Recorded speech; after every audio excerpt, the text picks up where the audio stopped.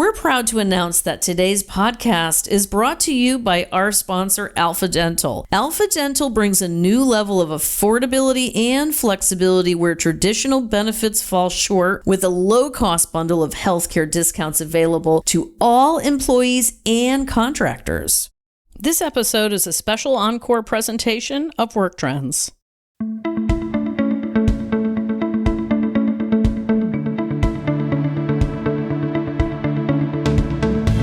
Welcome to the Work Trends podcast, brought to you by Talent Culture. I'm your host, Megan M. Bureau. Every week, I interview smart people reimagining the world of work. Be sure to stay current with all of our interesting podcasts by visiting our page at Talent Culture Work Trends on Apple Podcast or Spotify. And of course, you can listen at talentculture.com on the podcast page.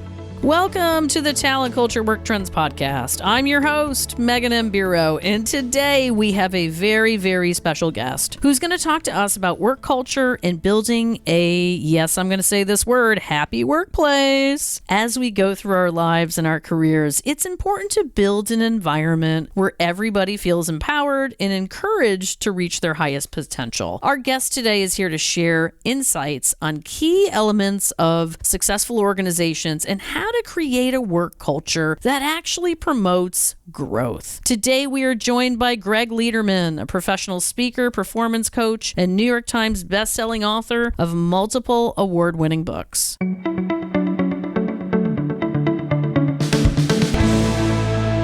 Greg is a professional speaker, performance coach, and New York Times bestselling author of multiple award-winning books. As the founder and CEO of Brand Integrity, Greg led a team of culture enthusiasts to implement programs that help clients achieve unprecedented culture-enhancing employee engagement scores that were 3 times the national average. In addition, nearly 70% of Brand Integrity's clients were noted on Best Place to Work list, either in their region, their industry, or Fortune 100 Best Companies to Work For annual ranking. Greg's Great Life Now and Great Leader Now books and programs take participants on an inward, life-changing journey to transform how they live and how they lead. I mean, what's not to love about this, right? Welcome, Greg. Thank you, Megan. What a great intro. Well, I got to tell you, Greg, you and I go back quite a ways, and really, really excited to have you back with me here today. So let's get on with it. Fantastic. And by the way, I'd love to have you do all my introductions because that was very animated and much appreciated. You set the bar high for me. Hey, I try, right? So listen, what are the biggest challenges organizations face in creating the work culture they desire? The short answer is leadership. I'd say leadership at all levels. Organizations need to really change the way that they're thinking about how they develop leaders. Simply training leadership skills is not enough in today's day and age. If you want to have a stronger work culture, you need more great leaders, and you don't get them by teaching them hiring skills, conversation skills. Of course, those things are important, but really, truly great leadership begins from within, which means there's a journey that people need to go through to really understand who am I as a human as well as who am I as a leader. So the biggest challenge they have is they can't get out of their own ways because they're doing leadership development in ways that are just not as effective in today's day and age. Especially, Megan, if I could add one more point, you're dealing with a workforce that is suffering, literally suffering from stress, burnout, mental fatigue at levels we've never seen before. All the more reason we need organizations to invest in developing their leaders, but leaders also need to invest in developing themselves. But my main point is it's got to go beyond just skills development. No, you've actually need to live it. And I know that's hard. I know I'm a leader. I get it. It's hard. But going inward, there's some magic that happens there, isn't there? I mean, there's pain. Nothing in this world is without pain, though, right? That's where the good stuff is, isn't it? Yeah, I tell my audience members and anyone I'm coaching that unless you're willing to do the painful honesty and do the work that it truly takes to understand who am I and why, you'll never be a consistently great leader. You won't, because you're bringing too much garbage from your past. If you've never really taken the time to deal with your fears as a human being, then how are you ever going to understand why you're thinking, speaking, and acting the way you are as a leader? You simply don't. So in your keynotes and workshops, your audience learns the 4 truths to being a great leader. Can you share with us what they are and why we should care? What makes these so important right now? I mean, you and I both know, Greg, it's noisy out there. Yeah. Well, this is what I tell audience members before I share a deeply personal story. I say, hey, I'm going to tell you about the 4 truths over the next 60 to 90 minutes. And they were inspired by my mom. And while you've never met my mom, she's about to have a big impact on your life, and because she did on mine. So my mom, she passed away when I was very young, and she left behind the greatest gift ever. I'll give you the abbreviated story here. But she left behind for my brother and I a 8-page letter that I got when I was 12 years old that shared her deepest thoughts about what it takes to live a great life. And over time, as I've reread that letter over the years, during happy times in my life, during sad times, just during important times, I continued to glean more and more insights that evolved into this concept of the 4 truths to being a great leader. And the first insight is based on this idea that your life is a game, and you need to play the game the right way by a certain set of rules. Those rules are your values. And the first truth to being a great leader and to being a great human is you make the rules. It's as simple as that. You can't lose in the game of life because you make the rules. And if you know your rules, if you believe in your rules, those core values that are meaningful to you, and you follow your rules, you're going to win in this game of life. That's the first truth. Absolutely. And I want to hear examples of those. So for instance, my core values that I developed very young in my life, they've evolved slightly, but my core values are things like integrity without compromise, having patience, owning it, loving and accepting others. So I have 5 core values. They guide everything that I do in life. They are not just my reputation because of the way I think, speak, and act. As a result of these values, they are truly, truly my guiding light on a day-to-day basis. They're my rules for how I play the game of life. And if leaders don't understand what their values are and how they align with the organization's values, I don't know how you optimize your fit within the organization or your ability to lead. Well, and how many leaders out there don't even know that this is available to them, like themselves, like they are in charge? I have an answer to that question. It's very quantitative. It's about 80% is a conservative number of leaders who do not know what their core values are. And you're saying, well, how the hell do you know that? Well, I've done this little study here no less than 1,000 times from the stage in front of a group of leaders over the last decade and a half, where I say, folks, tell me, show of hands, or sometimes I'll use a technology like a Slido so I can really quantify it up quickly. And I'll say, how many of you could break out your phones right now and text me your core values, those key ideas or core values that are near and dear to you, that guide how you think, speak, and act? Show of hands. And if I'm in front of a group of leaders, the most that ever go up is about 20% of the hands. And then if I say to them, okay, for those of you with your hands up, if I bumped into you next Tuesday and said, hey, remind me, what were those core values? Would you share the exact same words, and would they have the same meaning to you? And then there's usually some laughter in the room, and then the hands go down. And then I have to very quickly say, look, I'm not trying to make anybody feel bad, but the reality is there is a different way of managing your life, a values-driven life. And that's a big part of the keynote that I take people through. Yeah, one of the things I think is cool, I noticed in your profile, you call yourself a truth seeker and life changer. In what ways do you feel you have an ability to change people's lives? And this is a serious question. Well, first off, the simple answer is I get people to ask themselves the difficult questions and have the courage to have the painful honesty to answer them. So for instance, we just covered one of them. The first truth. You asked me to tell you the 4 truths. You make the rules. You can't lose if you make the rules. You're playing your game. As long as you know them, again, as long as you believe them, and as long as you follow them. The second truth is you've got lots of time. This ties in with what you were saying about around being a truth seeker, a life changer. I would say the great majority of leaders that I work with, nearly all, and when I say nearly, I want to say all, they say they don't have time. They've got this like raging river of responsibility. No one has enough time. But the reality is, if you really look at your life, you have 3 buckets of time. We all do. You have the exact same 3 buckets I have. You sleep, you work, And then there's something I call the everything else bucket. And when you really look at, and this is a journey I take my audience through, and I actually give them a tool for tracking their time for up to 2 weeks so they can prove to themselves that they might sleep about 45 to 55 hours a week. They might work between 40 and 50 hours a week. They're usually shocked at how much less work time they actually have than they thought they had, which tends to leave like 60, 70, in some cases 80 hours a week in that everything else bucket. So what people realize, and this is where the life changing comes in, is that they don't really have a time problem. They have a priority challenge. And obviously I share these insights by sharing some examples. I mean, I'm as guilty as anybody. I've been a leader for a long time, and I was a crappy leader for a long time. And when I was at my worst was when I was telling myself I had a time problem. And I learned how to discover how to manage my time differently. So truth number 2 is you've got lots of time, and I'm able to prove it to every single member of my audience and everyone that I work with. What about, Greg, the culture of the company that the leader happens to be in, right? Like that has to meet that leader for that moment. Yeah, no, that's a great point. You know, one of the things that I encourage every leader to do is to create their rules and then align those rules. I have a little exercise called the values match. Look to align your values with the organization's values. Do you have a match? You know, where do your beliefs align with the organization's? Where do they not align? So where might you need to change the way you think and act in order to better align at work? Or if there's just not alignment, then maybe it's time to test out the job market. Well, or maybe it's time to just have more difficult conversations with the management team or your teammates, right? I mean, people are scared about it. I think even today, it's like, wow, you know, that trust and transparency thing that I've been talking about for, oh gosh, a decade plus. I mean,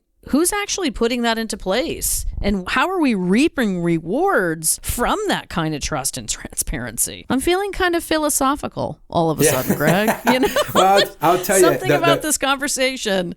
The changing workforce to this, you know, more virtual model, flex model, it's not making it easier for leaders. And one of the first questions I ask every group I'm in front of is, hey, has anyone here mastered leadership? Because if you have, you got to enlighten me, right? I mean, no one really masters leadership. It's really hard to be a leader. You know, as I say quite often, it's hard enough being a human in today's day and age. Leading other humans is really difficult. And with that said, everybody wants to have this strong work culture because we know if you have a strong work culture, then you can have a consistently good, if not great, customer experience. But there's something that comes first before just defining our culture and then hoping everybody's going to deliver upon it. You have to have enough great leaders. So getting back to your first question, that's why I say the biggest challenge organizations face today is a lack of leadership. And they've got to figure out a way for 2 things to happen. They've got to start investing in leaders, positioning them to truly understand themselves as people as well as leaders. And second,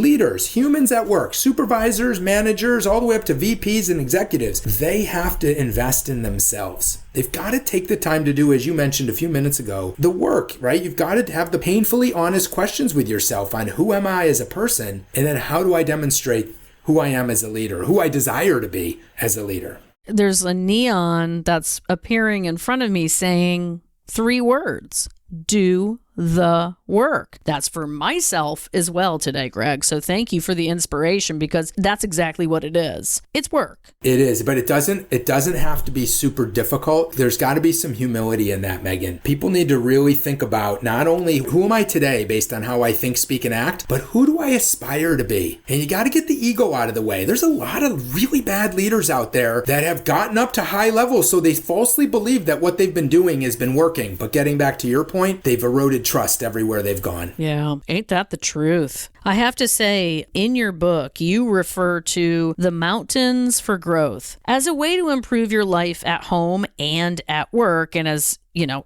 anyone out there who listens to me enough knows I believe those 2 things are the same. But what are these mountains, and where the heck did they come from? So the letter that my mom left me that I've shared with you about, and I got when I was 12 years old, there was one quote in there that the first thing that really resonated with me out of this 8 pages of insight was a message to her from her that said, to Andy and Greg, once you have self-worth, you can move mountains. So whatever price you have to pay to get it, pay it with 2 exclamation points. I'll never forget the way this was written. Once you have self-worth, you can move mountains. And the mountains that my mom was referring to in my, from what I could glean, turned out to be 7 different areas of all of our lives that we all have. And by the way, there's a hierarchy to them. So I'll start at the bottom, if you can imagine, like the base of the base mountain. You've got your physical fitness and health, right? How are you doing in that area? Are you taking care of yourself physically? Then there's your mental well-being,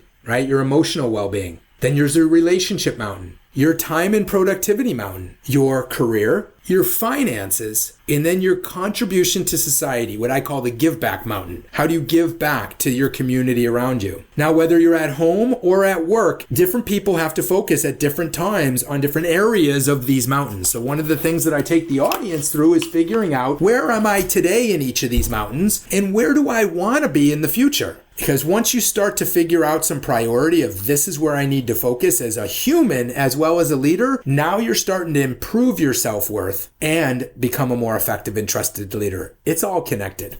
Do you see these mountains for growth in various levels or priorities? Like, are they the same size mountain? No, they're different for each individual, Megan. That's a great question. They're different for each individual and they evolve over time. Like at some points you might be doing great from an emotional perspective, but so you don't focus on it as much. But here's the thing, and this is what I coach people on all the time. You don't want to spend all your time on your relationship mountain when your emotional well-being is a mess. Because what's the point? Or how many people do you know have you met in the workplace? I've met a ton of these people. They're so focused on their career mountain to drive their financial mountain that they destroy all the relationships over time. No one's ever sitting there at the end of their life going, oh, I wish I made more money. I mean, no, they think about and talk about the relationships they had, those experiences with those people. You have to prioritize it because in the end, right, we're getting philosophical again, but this is about life. That's what I love about this conversation. It's not just about career. It's about getting up every morning and feeling like you're making a difference and you matter, first and foremost to yourself.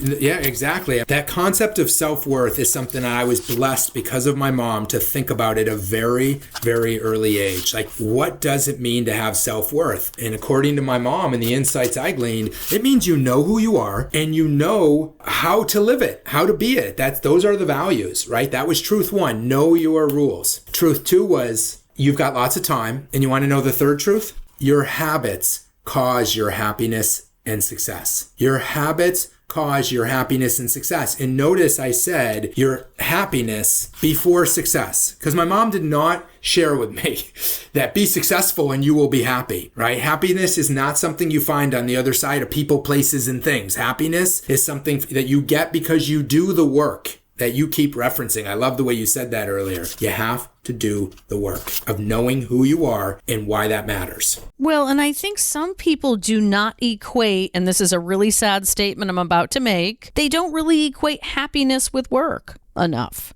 Yeah, because there's a lot of people are very unhappy at work, right? I mean, today's reality check, right? We've been through a lot. We all have. I mean, you talk a lot about happiness in your books and speeches, but I've got a really big question for you right now. What does happiness really look like? And how can we get more of it? Because I think there's a ton of us that want to be happier, especially now. What does that mean? You know, because I don't want to roll my eyes and go, oh, it's a woo-woo topic, because it kind of is. How do we make that matter, though? How do we find that truth? You know, it's a big question. I mean, Megan, we could spend hours and hours talking about what is happiness, right? To sum that up, it's going to be different for different people. And, you know, for me, you know, personally, I think it's unique to every individual, but I do believe that happiness really is or should be the pursuit of all of us. The number one pursuit in our lives is to be happy, like to feel that joy, to have that sense of presence and to appreciate what's going on in the moment. And that comes when you understand who you are. You get comfortable with who am I and who do I want to be? Because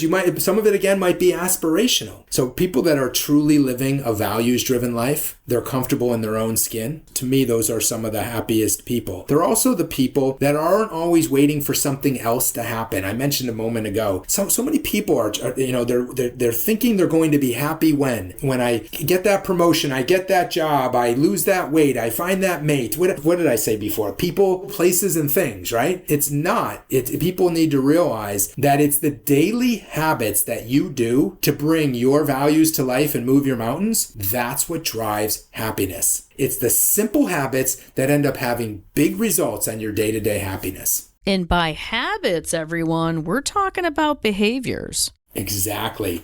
I mean, that's, I know time is flying here. We're having fun, Greg, but, we're down to our last bit here. I mean, do you want to give the audience some really key takeaways today on what they can do if they're feeling stuck on this? Leaders out there who want to lead, but they're feeling stymied. I think they need to, first off, take a step back and really, really hone in on what you just said. It comes down to, as my mother called it, she said, the success in life comes down to your attitudes and actions. And if she was sitting here today, I think she would say what she's referring to with attitudes and actions is your thinking and your doing habits, which is why I summarize that as the third truth. Your habits cause your happiness and success. It all comes down to managing your mindset and your actions. So if you think about what we've all talked about here, truth one, you make the rules. Truth two, you've got lots of time, so there's no excuses. You could spend a couple of hours every week at a minimum moving those mountains, right? So knowing what those mountains are, then you need to know what your thinking needs to be and your actions, those habits that will cause your happiness. And when you're truly happy and you're making progress, then you're successful. And that's the key. That's the key. And I'll tee up the fourth and final truth. The word I just said, progress. So I tell people I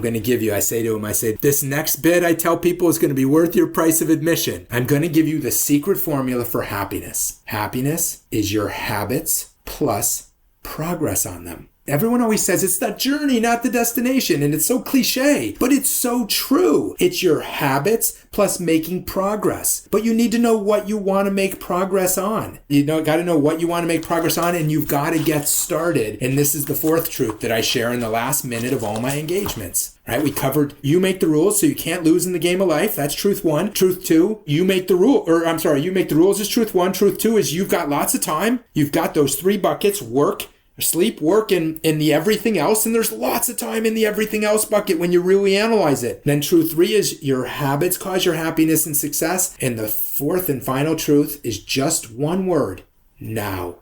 My mom wrote, I'm writing this letter to you now in case I don't make it. If she didn't, she wouldn't have had the strength to write it later on. What do you have to do as a leader? I would say to all your listeners, what is it you need to be focused on now? Because by the time someone goes through whether it's my keynote, whether it's my half-day workshop, or I have a 3-day retreat, regardless of how much time I get to spend in front of an audience member, they have now thought through, who am I? What mountains do I want to move? And they know exactly what goals they want to achieve in that mountain. But they have to take action. You have to do something. You have to do something now to get started. My friends out there in the Work Trends community, I leave you with these 3 words: do the work. Greg Lederman, you're the best. Thanks for stopping by. Oh my gosh, it's been a blast. Thank you so much for having me. Thanks for joining us for today's conversation. I hope you enjoyed it as much as I did. Just a reminder that you can hear all the Work Trends podcast on Spotify, Apple Podcast, and on the podcast page at talentculture.com. Be sure to subscribe so you can listen on the go and stay up to date on all the latest news you want to hear. I look forward to catching up with you next time. I hope today's information made you wiser, happier, more informed, and most importantly, thinking of how you can use it to improve the quality of your life.